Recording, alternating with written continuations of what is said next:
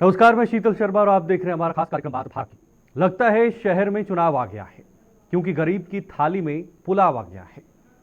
हालांकि यहां हम आम लोगों की बात नहीं कर रहे हैं या किसी भी गरीब अमीर की बात नहीं हो रही है।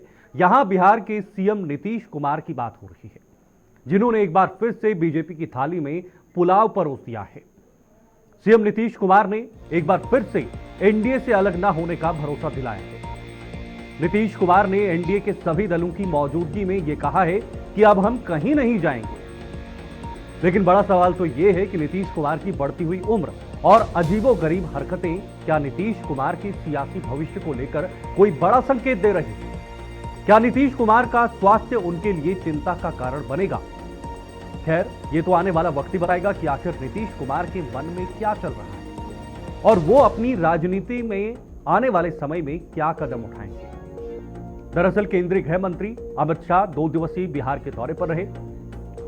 इस दौरान उन्होंने बीजेपी के नेताओं के साथ तो मुलाकात की, साथ साथ उन्होंने एनडीए के सभी दलों से मुलाकात की और आगामी विधानसभा के चुनाव पर रणनीति को लेकर चर्चा हुई है। बहरहाल बिहार में इस साल के अंत में चुनाव होने हैं। ऐसे में एक तरफ जहां एनडीए अभी से जीत का दम भरने में लगी हुई है, तो वहीं दूसरी तरफ इंडिया गठबंधन में सीट शेयरिंग को लेकर अभी से खलबली शुरू हो गई है। देखना दिलचस्प यह है कि बिहार चुनाव में ऊंट किस और करवट बैठता है। हालांकि अभी शुरुआत है, प्रचार प्रसार जब शुरू होगा उसके बाद चुनाव में कौन दम भरेगा, कौन आगे बढ़ेगा। हालांकि तब तक अभी बहुत जल्दी कहना यह है कि नीतीश कुमार क्या ऐसे रहेंगे। ग्राफिक्स के जरिए आपको समझाएंगे बिहार एनडीए की बैठक। सीएम नीतीश कुमार के आवास पर यह एनडीए की मीटिंग हुई है और इस मीटिंग में बड़े नेता मौजूद रहे। केंद्रीय गृह मंत्री अमित शाह इस मीटिंग में मौजूद रहे और बीजेपी की तरफ से मुखिया के रूप में वो मौजूद रहे। नीतीश के नेतृत्व में चुनाव लड़ने की सहमति बन गई है। जो सबसे बड़ी बात थी वो बन गई है, सहमति बन गई है कि नीतीश कुमार ही बड़ा चेहरा एनडीए की तरफ से रहेंगे। यह सीट शेयरिंग के लिहाज से एक बड़ा कदम है।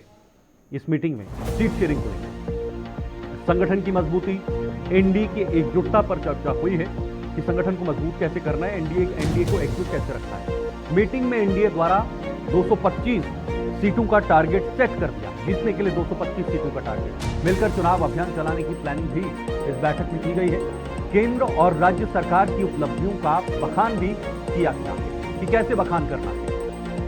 विपक्ष द्वारा दिए हमलों के जवाब पर भी चर्चा हुई कि विपक्ष जब हमले करता है तो उसको हमने डिफेंड कैसे करना है। अब साथ हैं, साथ रहेंगे, नीतीश कुमार ने कहा। सुनिए जरा, मुख्यमंत्री नीतीश कुमार ने फिर इस बात को दोहराया कि हम तो साथ थे, साथ हैं और साथ रहेंगे, क्योंकि मुख्यमंत्री के तौर पर फिर से उन्हें लॉन्च किया जा सकता है। एनडीए में रहेंगे, अब इधर उधर का सवाल ही नहीं बनता। भाई नीतीश कुमार ने ऐसे कह दिया जैसे वो अब इधर उधर जाएंगे। कुछ लोगों ने गड़बड़ किया था, इसलिए इधर उधर गए। अटल बिहारी वाजपेयी का जिक्र करते हुए उन्होंने कहा कि मुझे तो मुख्यमंत्री अटल बिहारी वाजपेयी ने बनाया था 1998 में या उससे आसपास। अटल बिहारी वाजपेयी ने मुझ पर भरोसा जताया था और यही वजह है कि मैं बिहार का मुख्यमंत्री बना। आज तक बिहार का मुख्यमंत्री हूं। शिक्षा और स्वास्थ्य को लेकर हमने काम किए हैं बिहार के अंदर। पंचायत में महिलाओं को 50% आरक्षण दिया है बिहार के अंदर। ये उपलब्धियां भी उन्होंने साथ साथ में गिनाई है। अब कोई भी गलती हमसे नहीं होगी, ये दावा है।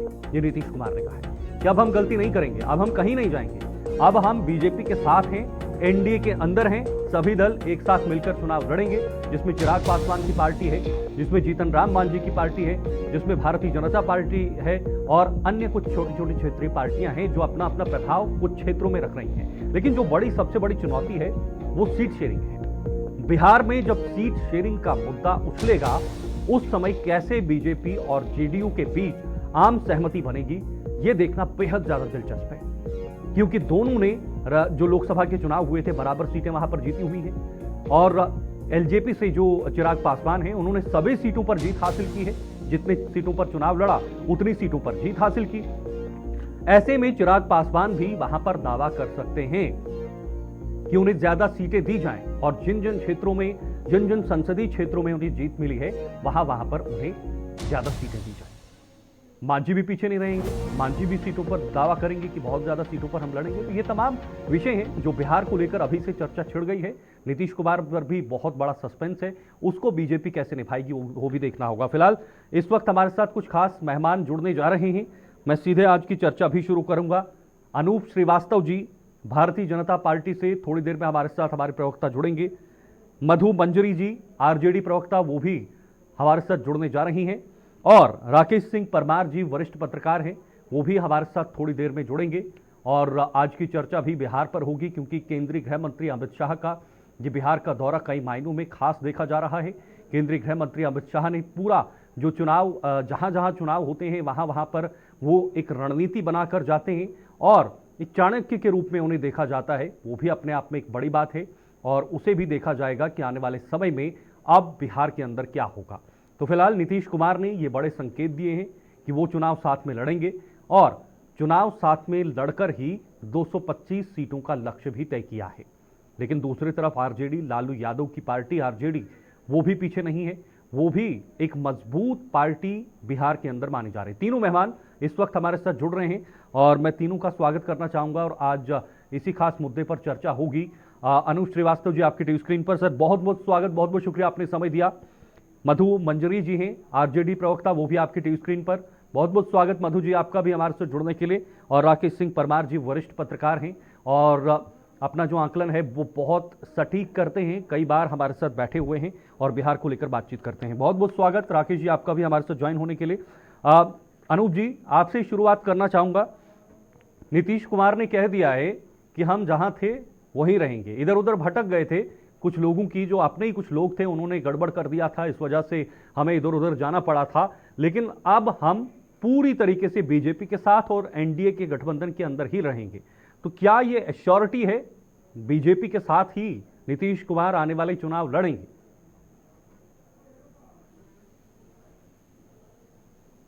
नमस्कार शीतल जी। जी आपने नीतीश जी की बातों को रखा है। हम्म नीतीश जी ने कहा है कि बीच में मुझसे गलती हुई थी, हम्म अब गलती नहीं होगी, मैं कहीं नहीं जाऊंगा, हम्म मैं बीजेपी के साथ एनडीए में रहूंगा। हम्म शीतल जी आपको मैं बता दूं हम्म कि वर्ष 1995 में हम्म भारतीय जनता पार्टी के राष्ट्रीय अधिवेशन में हम्म देश के महान नेता जॉर्ज फर्नांडिस साहब हम्म और बिहार के बड़े नेता दिग्विजय बाबू हम्म के साथ नीतीश जी भारतीय जनता पार्टी के राष्ट्रीय महाधिवेशन में गए थे। हम्म और हमारा गठबंधन लगभग 29 वर्षों से है। जी 1996 में हम्म 1996 में हमारा पहला गठबंधन हुआ था। जी तब जनता दल यूनाइटेड का नाम समता पार्टी हुआ करता था। हम्म हम्म और 29 वर्षों का यह साथ है, गठबंधन है। हम्म नीतीश जी तो महान व्यक्ति हैं हम्म जिन्होंने कहा है कि मुझसे गलती हुई है। हम्म एक इतने बड़े लगभग 20 वर्षों से मुख्यमंत्री रहने वाले व्यक्ति ने अगर गलती को महसूस किया है तो यह उनकी महानता है। निश्चित रूप से नीतीश जी ने अपने गलती का एहसास कर लिया है और उनको लगा कि एनडीए छोड़ करके इंडी गठबंधन के साथ जाने से बिहार का नुकसान है, नीतीश जी का स्वयं का नुकसान है। इसलिए बिहार के हित में उन्होंने अब निर्णय ले लिया है कि मैं कहीं नहीं जाऊंगा, मैं सिर्फ और सिर्फ मैं एनडीए गठबंधन में भाजपा के साथ रहूंगा। और उन्होंने तो खुलेआम स्वीकार किया कि हमको अटल बिहारी वाजपेयी जी ने मुख्यमंत्री बनाया और मैं अभी तक मुख्यमंत्री हूँ। हम्म ठीक है, बहुत बड़ी बात आपने कही। मधु जी आपके पास आऊंगा, उसके बाद अनूप जी फिर से आपके पास लौटूंगा और राकेश जी भी बैठे हुए हैं। मधु जी आपने देखा नीतीश कुमार ने साफ कर दिया है कि अब गलती नहीं करेंगे, अब जहां थे वहीं रहेंगे, इधर उधर जाने का कोई मतलब ही नहीं। हालांकि तेजस्वी यादव ने कई बार ये कोशिश की, नीतीश कुमार को अभी भी आरोप लग रहे हैं कि भाई आपकी सेहत खराब है, आपका स्वास्थ्य ठीक नहीं है, आपकी उम्र बढ़ रही है, आप अपने बेटे को लॉन्च कीजिएगा। उसके साफ संकेत नजर आ रहे हैं कि भाई बेटे को लॉन्च करने के लिए क्यों आरजेडी की तरफ से कहा जा रहा है। क्या लगता है, इससे क्या अंदाजा, क्या संकेत नजर आ रहे हैं? नहीं, देखिए, आदरणीय नीतीश कुमार जी जिस तरह का अभी सड़क से लेकर सदन तक कार्यक्रम में भी, कल भी आप देखेंगे कि जिस तरह से उनका जो बिहेवियर रहा है, जो उनका बोलने का शैली रहा है महिलाओं की तरफ, जैसे उनका सब चीज अब खत्म हो चुका है। नीतीश कुमार जी को सच में खुद से रिटायरमेंट ले लेनी चाहिए, क्योंकि वो अब बिहार के संभालने के लायक भी नहीं बचे हैं और उनकी जो मानसिक स्थिति, शारीरिक स्थिति अब स्टेबल नहीं है। ये हम सब जानते हैं, हम सब देख रहे हैं, जेडीयू वाले लोग देख रहे हैं। आप देखेंगे कि दो दो डिप्टी सीएम लगातार उनके साथ रहते हैं किसी भी प्रोग्राम में और उनको हर बात के लिए रोका जाता है, किस तरह से व्यवहार करते हैं। अभी भी उन्होंने कल के प्रोग्राम में किस तरह से एक महिला को पकड़ करके उसको साइड के, तो ये जो नीतीश कुमार जी का जो अब अभी का दौर है, जो अभी जो नीतीश कुमार जी जो बस उनका नियत और मतलब मानसिक रूप से बीमार दिख रहे हैं, ये लोग बिहार का लोग दिख रहा है। हमने ये नहीं कहा कि उनको बेटे को लॉन्च करना चाहिए, हमने कहा अगर उनका बेटा आता है, उन लोगों ने लॉन्च किया, हर जगह बैनर पोस्टर सब लोग, तो हमने स्वागत किया। ठीक है, सही है, आना चाहिए। अगर उनका बेटा इस लायक है तो उनको आना भी चाहिए, उनको नहीं सीखना एक तरफ मधु जी आप कह रहे हैं कि एक तरफ आप सी बात है राजनीति करेंगे, एक तरफ आप ये कह रहे हैं कि वो मानसिक रूप से ठीक नहीं है, स्वस्थ नहीं है, दूसरी तरफ आप उनकी मंशा पर सवाल, नियत पर सवाल खड़े कर रहे हैं। अगर कुछ एक्टिविटीज बाहर आ भी रही हैं तो आप तो कह रहे हैं कि भाई उनकी सेहत ठीक नहीं है, हो सकता है उस वजह से वो इस तरह से कर रहे हो, तो फिर उनकी मंशा पर, उनकी नियत पर सवाल क्यों खड़े कर रहे हैं? देखिए किस तरह के उनकी एक्टिविटीज रहती है, आप भी देखेंगे कि किस तरह का उनकी एक्टिविटीज है महिलाओं को लेकर के, किसी भी चीज को लेकर, कभी मतलब किस तरह पब्लिक प्लेस में किस तरह का उनका व्यवहार रहता है, किसी को भी पैर पकड़ लेना, किसी का सर को लड़ा देना, जिस तरह के व्यवहार रहता है, तो उनसे उनका लगता है कि मानसिक स्थिति सही नहीं है, वो बिल्कुल बुरी तरह से बीमार चल रहे हैं। और लगातार इनके जो दोनों डिप्टी सीएम है, उनको दोनों तरफ से जो घेरे रहते हैं, तो बिहार के लिए अच्छा नहीं है। बिहार की जो पूरी व्यवस्था चरमराई हुई है, जो नीतीश कुमार जी का कंट्रोल में नहीं रहा, हर रोज हत्याएं हैं, बलात्कार हैं, जिस तरह से लूटपाट हो रहा है, तो ये बहुत जरूरी है कि अब बिहार को एक नए नेतृत्व की जरूरत है। कोई भी नेतृत्व करता हो, लेकिन नए नेतृत्व की जरूरत है, युवा नेतृत्व की जरूरत है। बिहार एक युवा प्रदेश है, जरूरत है कि एक युवा नेतृत्व करे बिहार को। ठीक है, ओके। राकेश जी, आप कैसे देखते हैं? गृह मंत्री अमित शाह बिहार पहुंचे, बिहार में उन्होंने बीजेपी के कार्यकर्ताओं से मुलाकात की, फिर उसके बाद एनडीए के सभी दल एक साथ रहे, सभी बड़े नेता वहां पर रहे, और नीतीश कुमार के चेहरे पर सहमति बनते हुए नजर आ रही है। नीतीश ने एक बार फिर से खुले मंच से कहा है कि हम अब इधर उधर नहीं जाएंगे, जो गलती हमने की थी उसका पछतावा हमें हो गया है। नमस्कार। देखिए, नीतीश जी के पास ऑप्शंस अब है नहीं। नीतीश जी की आयु सही में बढ़ती जा रही है, लेकिन अभी भी बिहार में लोकप्रियता में सबसे ऊपर नीट क्लीन छवि में नीतीश कुमार है। उनके मुकाबले में कोई भी उस छवि का नहीं है। भारतीय जनता पार्टी ने जो खेल किया है या जो खेल करेगी, वो यह कि चुनाव 2025 सीट 225 की उम्मीद से नीतीश कुमार के नेतृत्व में ही चुनाव लड़ेगी।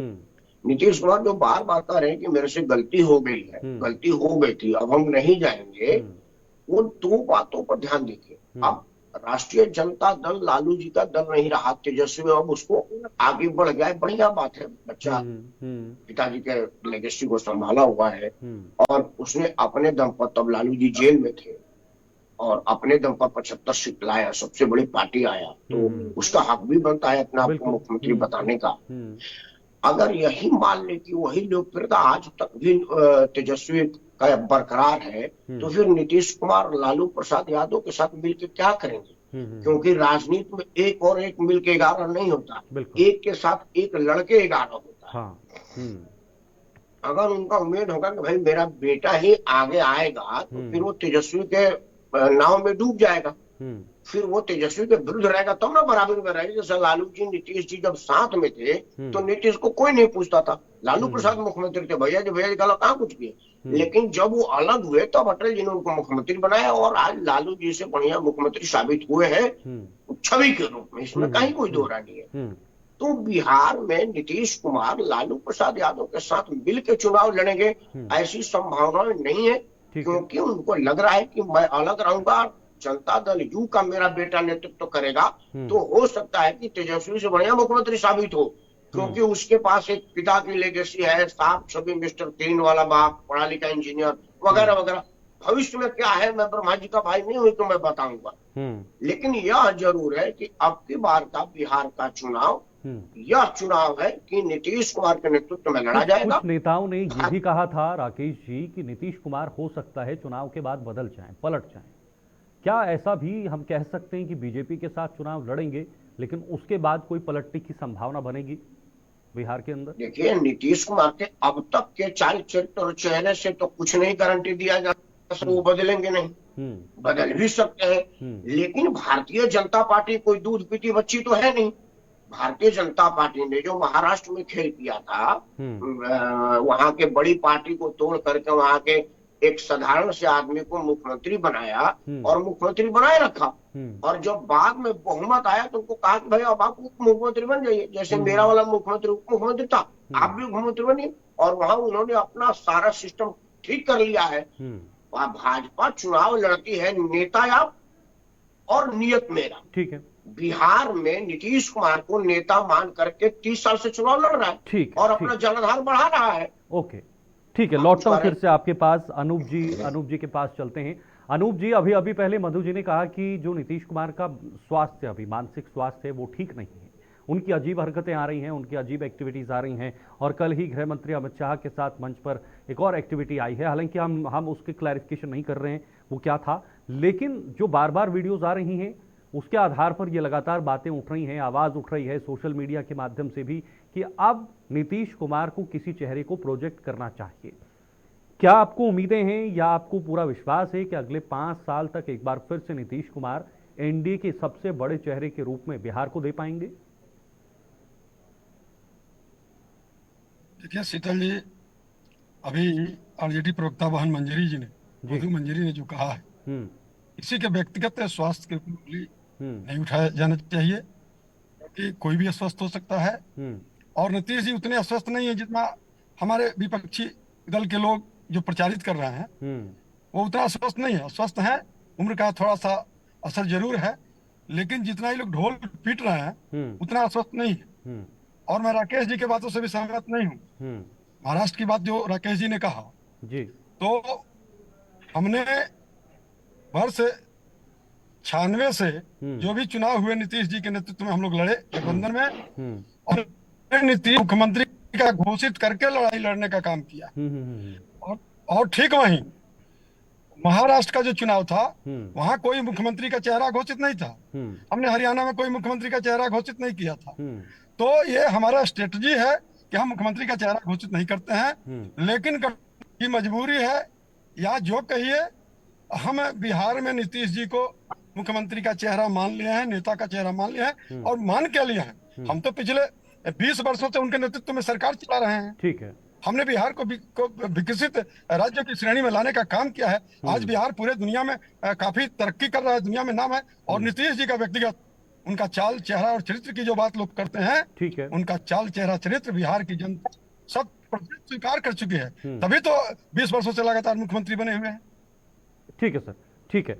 मधु जी, आपसे जवाब लूंगा मैं। अनूप जी कह रही कि भाई नीतीश कुमार तो स्वस्थ है, नीतीश कुमार तो ठीक है, और उनके साथ भी तो डॉक्टर्स की टीम होती है, वो भी तो मुआयना करती है, आकलन करती है कि मुख्यमंत्री एक राज्य के कैसे हैं कैसे नहीं है, वो भी तो आकलन अपनी जगह पे होता है। तो मधु जी, आप कैसे कह सकते हैं कि उनकी स्वास्थ्य, उनकी मानसिक जो हालत है वो ठीक नहीं है, ये दिक्कत हो रही है? आप अभी हमारे भाई साहब ने जो बोला, अभी खुद इन्होंने बोला कि हमारी मजबूरी है, तो इसका मतलब है कि नीतीश कुमार जी मजबूरी के मुख्यमंत्री हैं। इनके साथ जो है, और जो बोलते हैं कि नीतीश क्या बोलते हैं और क्या करते हैं ये कोई नहीं जानता। अभी हमारे भाई साहब ही ने बोले कि हम लोग कभी मुख्यमंत्री का चेहरा घोषित नहीं करते हैं, 20 साल से है। इस बार भी इनकी मजबूरी बनती है कि नीतीश कुमार जी के चेहरे पे, तो क्या बीजेपी खुद ये बोल सकती है कि नीतीश कुमार के चेहरे पे ही बीजेपी लड़ेगी, एनडीए वो लड़ेगी? क्या घोषित करके चुनाव बाकी राज्यों में हम चुनाव घोषित करके नहीं लड़ते हैं मुख्यमंत्री का चेहरा? हमारी मजबूरी है, तो आप अपनी मजबूरी, सत्ता में आने की मजबूरी के जब आप बात कर रहे हैं, बिहार के उत्थान की भी बात कीजिए। बिहार आज किस तरह से गर्ग में जा रहा है, बिहार की जो व्यवस्था है, लॉ एंड ऑर्डर की व्यवस्था जब कहते हैं तो आप उसकी बात कीजिए। आप बताइए कि बिहार में क्या हो रहा है। हर दूसरे मिनट पे आपके हत्याएं हो रही हैं, आप लगातार बिहार को गर्ग में ले जा रहे हैं। नीतीश कुमार से बिहार संभल नहीं रहा है, गृह मंत्रालय उनके पास है। तो क्या एनडीए सरकार सिर्फ सत्ता में बने रहने के लिए ऐसे मुख्यमंत्री को लाना, उनके साथ जाना चाहेंगे जो बिहार को अब संभल नहीं रहा है, जिनसे बिहार की व्यवस्था नहीं समझ रही, लॉ एंड ऑर्डर पूरा चरमराया हुआ है? क्या आपकी इतनी बड़ी मजबूरी है सत्ता में आने की कि आप बिहार के साथ खिलवाड़ कर रहे हैं? आप बोलिए ना, इतना गर्व से तो बोलिए हमारा सीएम होगा। अनूप जी, तो फिर आप एक ऐसे सीएम के पास पीछे एक वक्त के पास, तो ठीक है नीतीश कुमार जी थे, नीतीश कुमार जी ने काम किया, तो क्या आज उनकी जरूरत नहीं रिटायरमेंट की? आप एक ऐसे नेता को अपना चेहरा बना रहे, अपनी मजबूरी बना रहे हैं सिर्फ सत्ता में रहने के लिए। आप बोलिए, खोल करके खकर के बोलिए कि बीजेपी का नेता होगा, बीजेपी का मुख्यमंत्री होगा, एक युवा को मुख्यमंत्री बनाना, जिसका भी नाम घोषित करना है कर सकते हैं। तो सिर्फ आप सत्ता में रहने के लिए आप बोल रहे नीतीश कुमार जी, एक ऐसे बीमार नीतीश कुमार जी को, जहां उनको इलाज की जरूरत है, जहां उनको रेस्ट की जरूरत है, आप बोलते हैं कि इस तरह से कि एक मजबूरी है हमारी। तो क्या बिहार को एक मजबूरी का मुख्यमंत्री मिलेगा? बिहार का उत्थान नहीं चाहिए? बिहार का पलायन कैसे रुके इसकी बात नहीं करेंगे? बिहार में शिक्षा व्यवस्था कैसे दुरुस्त हो इसकी बात आप नहीं करेंगे? तो इस पे बात कीजिए, बिहार की बात कीजिए, बिहार के उत्थान की बात कीजिए, ना कि आपकी मजबूरी है इस तरह के बिहार के मुख्यमंत्री बने, जिसकी बात आप कीजिए। अनूप जी, अभी मधु जी कह रही हैं कि आप मजबूरी का सीएम हैं तो मजबूती से कह दीजिए, ये भी कह दीजिए कि आप अपना सीएम बनाएंगे, जैसे आपने महाराष्ट्र में बनाया वैसे बिहार के अंदर भी बनाएंगे। और जो 225 का आपने नारा दिया है 2025 में 225, इसके क्या संकेत है सर? शीतल जी, कोई मजबूरी नहीं है जी। 2025 में 225 एनडीए की बात हो रही है। एनडीए मिल करके जीतेंगे 225। और मैंने मजबूरी में नहीं कहा, मजबूरी में मैंने इसलिए कहा कि हम शुरू से ही नीतीश जी का नेतृत्व।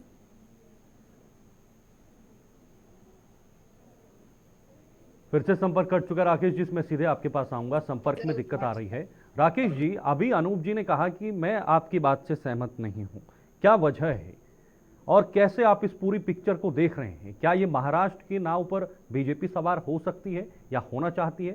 हालांकि नीतीश कुमार को घोषित कर दिया गया है, मतलब कि ये एक सहमति बन गई है। वो हमारे बात से कैसे सहमत हो गए? भाजपा का प्रवक्ता लिखे हुए हैं, तो भाजपा का खेल, राजनीति का खेल एक्सपोज हो जाएगा तो खेल खत्म हो जाएगा। फिर वो लालू जी के साथ मिलकर नीतीश चुनाव लड़ लेंगे कि जब मुख्यमंत्री बनना ही नहीं है तो बड़े भैया के साथ चले जाए, सारा पिछड़ी वोट एक जगह कंसोलिडेट हो जाए। एनीवे, देखिए वो महाराष्ट्र वाली बात मैंने क्यों कहा, भारतीय जनता पार्टी ने ये नहीं कहा कि 2025 के बाद अगला 30 तक नीतीश कुमार रहेंगे, 2025 नीतीश, ये तो है ही है। चूंकि क्या है कि अभी भाजपा के पास नीतीश कुमार से बड़ा चेहरा था, बिहार में किसी के पास बड़ा चेहरा नहीं है। लालू जी अब सक्रिय नहीं है, उनका वो राजनीति से और कोर्ट के मामलों से बाहर हो गए हैं। राबड़ी देवी लालू जी की वजह से थी, नीतीश कुमार अपने वजह से है। तो नीतीश कुमार जरूर एक साफ छवि के और बड़ा प्रभावी बिहार में नेता, इसमें कहीं कोई दो राय नहीं है। मैं आपको आज ही बता देता हूँ, गठबंधन में कोई असर नहीं होगा। जीतनराम मांझी एक सीट जीत के आए हैं, कैबिनेट मंत्री हैं। 5 सीट जीत करके चिराग पासवान एक ही कैबिनेट मंत्री है। तो जब सीट की बंटवारा होगी तो इस स्थिति में जीतनराम मांझी नहीं होगी कि कहेंगे कि मैं छोड़ दूंगा, तो केंद्रीय मंत्रालय छोड़ना पड़ेगा और कोई आदमी मंत्रालय नहीं छोड़ेगा। तो जो भाजपा चाहेगी उतनी सीट देगी और समझौता में थोड़ी बहुत उठापटक होता है। लेकिन सीन आपको बताऊं, नीतीश कुमार के नेतृत्व में एक चुनाव होगा बिहार का। अगर एनडीए जीतती है, कौन जीती है मैं दावेदारी नहीं कर सकता, हमारे फर्ज नहीं है। अगर एनडीए जीतती है तो नीतीश कुमार से कहा जाएगा कि आपका बेटा उप मुख्यमंत्री बनेगा, आप आराम कीजिए, बच्चों को मार्गदर्शन दीजिए। और कोई फडणवीस, कोई योगी आदित्यनाथ जैसा आदमी, कोई मोहन प्रकाश जैसा आदमी को लिया जाएगा। फडणवीस जब बुलाए गए थे तो कहा किसी को पता था कि मुख्यमंत्री बन जाएगा, लेकिन आज उसकी राजनीतिक सूझबूझ का लोहा महाराष्ट्र पूरी राजनीति मान रही है। भारतीय जनता पार्टी बिहार में किसी फडणवीस, किसी योगी आदित्यनाथ को लॉन्च करेगी मुख्यमंत्री के रूप में। नया चेहरा होगा, कोई जरूरी नहीं कि जो इसमें से दिख रहा है वही होगा, कोई छुपा रुस्तम भी हो सकता है, कोई होगा जो मोदी भक्त होगा, जो मोदी का विश्वास पात्र होगा। और बाद में भाजपा अकेले दम पर चुनाव लड़ेगी और बिहार के राजनीति पर अपना वर्चस्व बनाने का प्रयास करेगी। राकेश जी, हम इसे मान लें कि जेडीयू का विलय बीजेपी के साथ होने वाला है या हो सकता है आने वाले समय में, अगर नीतीश कुमार जी देखिए, नीतीश कुमार अगर विलय कर देंगे तो समाप्त हो जाएगा, फिर उनका बेटे का भविष्य क्या होगा? हाँ। जैसे रामविलास पासवान की अपनी एक पार्टी है, अपने तभी तो केंद्रीय मंत्री है। भविष्य यह है कि नीतीश कुमार की पार्टी, नीतीश कुमार की पार्टी रहेगी, उसमें उनका बेटा अध्यक्ष बनेगा और उप मुख्यमंत्री बनेगा और वो पार्टी बनी रहेगी। अगर वो मर्ज कर जाती है, चाहे वो लालू प्रसाद के पार्टी में मर्ज कर जाती है या नरेंद्र मोदी के पार्टी में मर्ज कर जाती है, तो फिर वो समाप्त हो गई। फिर उनका बेटा इंजीनियरिंग की नौकरी खोजेगा, जो नेता के बेटा से होगा नहीं, क्योंकि इंजीनियरिंग की डिग्री है, नौकरी नहीं करता। तो वो ये राजनीतिक भूल नीतीश नहीं करेंगे, पार्टी को मर्ज करा दे, पार्टी चलती रहेगी और पार्टी लगेगी, बनी रहेगी, तभी राजनीति सर्वाइव करेगा। ठीक है, और यही होने वाला है, दूसरा कुछ नहीं। अनूप जी, आप सुन पा रहे हैं क्या हमें? अनूप जी, हाँ मैं सुन रहा हूँ शीतल जी जी। बोलिए बोलिए सर, बोलिए। 10 सेकंड है सर आपके पास, समय थोड़ा कम है। बोलिए। क्या बोलना चाहेंगे? आपकी बात की क्लैरिफिकेशन राकेश जी ने खुद किया। आपने कहा था कि मैं उनकी बात का समर्थन नहीं कर रहा हूं। राकेश जी की बातों से मैं सहमत नहीं हूँ जी। हम बिहार में लगातार नीतीश जी को मुख्यमंत्री का चेहरा घोषित करके चुनाव लड़े हैं। कम सीट आने पर भी उनको हम मुख्यमंत्री बनाते रहे हैं। और उन्होंने जो महाराष्ट्र की बात की है, उड़ीसा की बात की है, दिल्ली की बात की है, हमने कभी मुख्यमंत्री का चेहरा घोषित नहीं किया और हम सरकार बनाए और मुख्यमंत्री भी दिए। ठीक है, आखिरी 10 सेकंड है मधु जी, आपसे 10 सेकंड लूंगा। क्या कहना चाहेंगे? देखिए, इनके पास जो है कोई चेहरा तो है नहीं बीजेपी के पास।